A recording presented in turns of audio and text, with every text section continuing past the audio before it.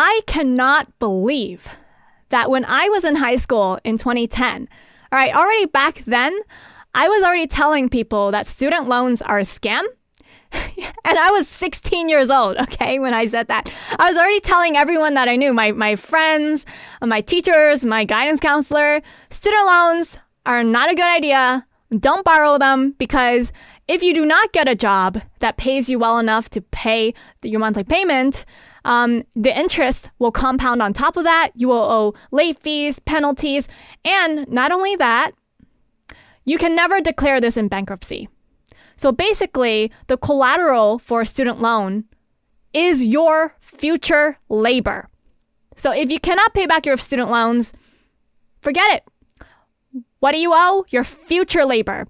And the more you're unable to pay, it's just going to compound into more and more and more and more of your future labor. For some people, this even goes into retirement. Apparently, people who are retired and collecting Social Security, some of these people still owe student loans, and the government garnishes up to 15% of their Social Security benefits. Can you believe that? So I cannot believe this problem, in my eyes, it goes back this far at least, because that's when I became aware of it when I was 16 in 2010. Today, we are 13 years later. It's only gotten worse. Like, I thought that we have some really smart and capable people in our country that can solve this specific problem. Somebody must be working on it because it's a really dire problem, right? But no. In 2010, the average college graduate coming out owed $26,000. And today, 2023, the average college graduate comes out owing $36,000. And what really is so mind-boggling for me, okay, before I get started on some solutions, is, guys, I don't understand why people still pay so much money to go to college, and they're like willing to take out $100,000 in student loans for a bachelor's degree. Like, I don't understand. Can you tell me why? Especially if you're in that age group right now, like, what is your rationale? Because I want to solve this problem, but I cannot change the culture. I cannot solve this problem unless I genuinely am able to get inside your head and understand your psychology, understand your rationale, understand your reasoning. I can't solve this unless I'm able to get to the root of this problem, which is like, don't blame the government for giving out student loans. No. I want to know, why are you signing on the dotted line to borrow the student loans? Because no one put a gun to your head to make you take out these student loans. You voluntarily choose to sign for these loans. Now, you might not be fully informed when you sign for it, but you sign it. So why? Tell me why, because I want to solve this problem, because I'm confused. Like, you guys literally grow up with the internet. Like, when I grew up, I started having internet access when I was in 5th grade. Nowadays, the people growing up now, Gen Z, they've had internet their whole life, right? And internet has been such a great equalizer. The internet has made access to education and knowledge so much easier, so much cheaper. Can you imagine, like, it used to be that in order to get access to information, you actually had to go to the library. And not only that, like, you had to figure out which book contained the information that you're looking for. You actually had to search through the catalog to figure out what was the right book for what you were working on and what you were trying to figure out. And now we have Google, we have Bing, like, you can literally search for the answer that you're looking for. So access to information has gotten so much cheaper. A lot of content is free, but I also admit a lot of content is behind paywalls. But books are also so much affordable now, You don't even need to leave your home to get a book. We have ebooks. If you get a Kindle Unlimited subscription for $11.99 a month, like, you literally have access to thousands of books for a monthly fee of almost just $12. So the cost of accessing and the ease of accessing information has gotten so much lower, but the cost of college has went up by 25% in the last 13 years. Why? Okay.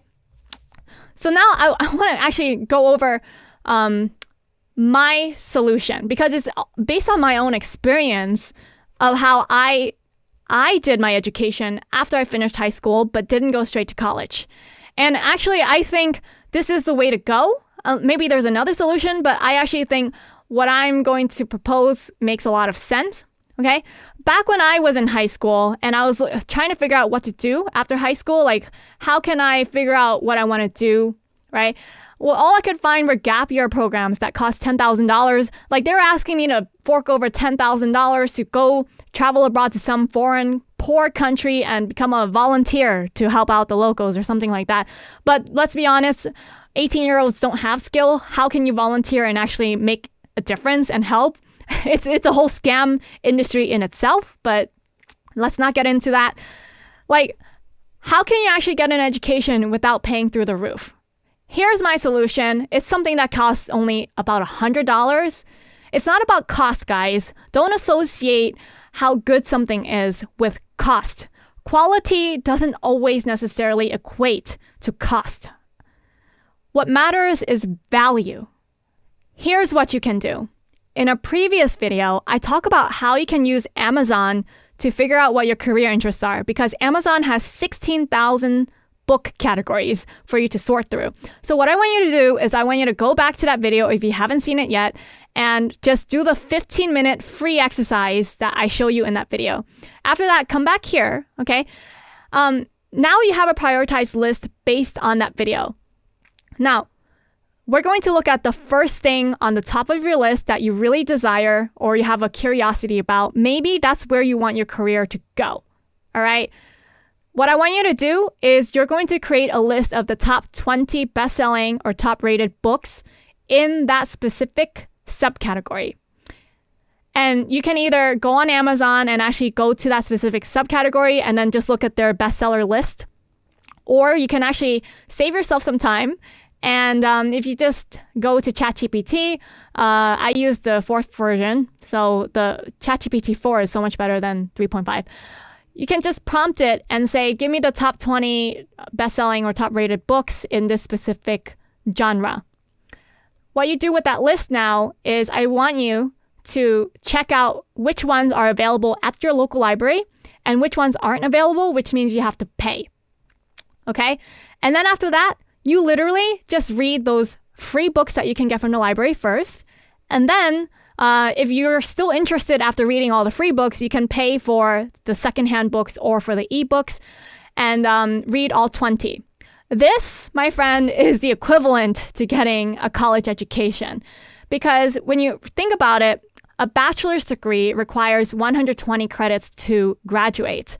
But one class is approximately equivalent to like 3 credits. Most classes are 3 credits, which means that you're taking about 40 college classes in order to graduate with a bachelor's degree. But 20 of those classes are general education and 20 of them are actually in your major. So if you follow this method and you read 20 books in one genre, you're basically taking like 20 classes in your major, okay? Now, it is a little different because I'm not asking you to read a textbook from front to back. Textbooks are really dry, they're really boring, and they also have a lot of fluff that you don't need to know. And textbooks can also be outdated. They can be between 1 to 3 years behind of what's actually going on in the industry. Let's say in marketing, for example, there's new ways to do marketing. Let's say TikTok had just come out in 2019. I guarantee you the textbooks in 2019 were not talking about TikTok or probably not talking about it extensively in the college textbooks. Maybe they are now, but it's lagging behind. It's a little outdated. It's much faster to publish a book rather than a textbook. Okay? So why do this? Why do this? Okay? And how do you actually go about doing this? How is this financially viable? How is this actually going to help you in your career? This is a long thing, okay?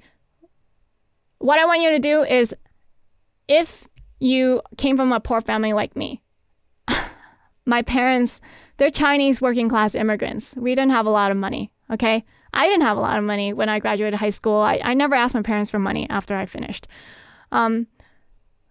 you don't have skill, right? So what you can do is you can already go into the workforce. You can work a full-time job, 40 hours a week, even if it's minimum wage. That's great. You're making money. Okay. While you're doing that, you learn and read and you grow outside of work. All right. So be a voracious reader.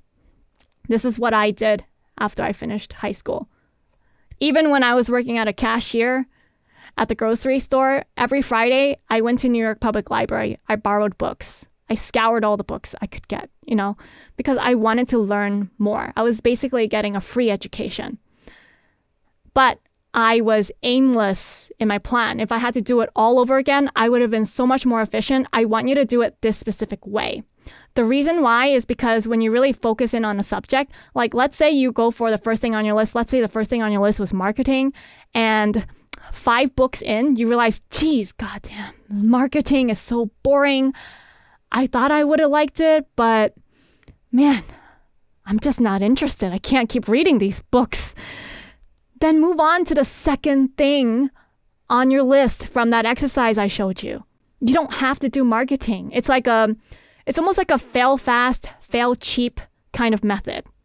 It's like, hey, you spend, like if you read 5 marketing books, even if you have to pay for them, you spend maybe $50 to realize that you don't like marketing, rather than doing 2 years of general education in college, plus taking 5 marketing classes in your major, only to figure out, I hate marketing.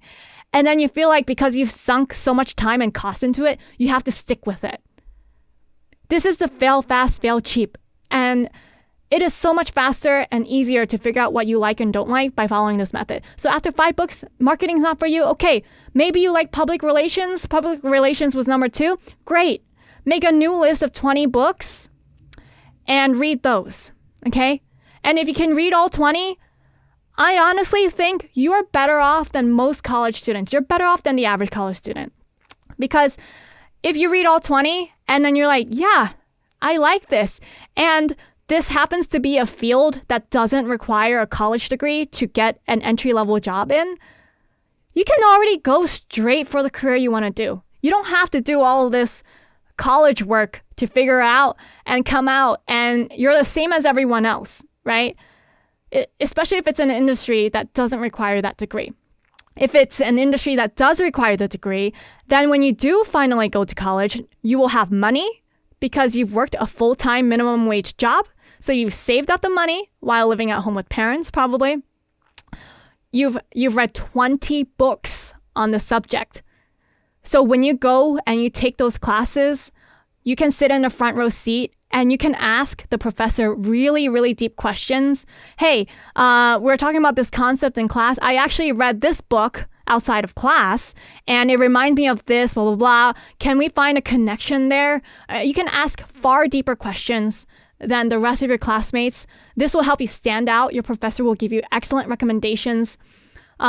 Basically, you're getting the most out of your college education when you do finally decide to go. You're getting more bang for your buck. And not only that, you're just not wandering around aimlessly. You can finish faster because you know exactly what you want. You have a plan, and you're not stuck in college for 6 years. Because people take 6 years to finish their bachelor's degree. It's not 4.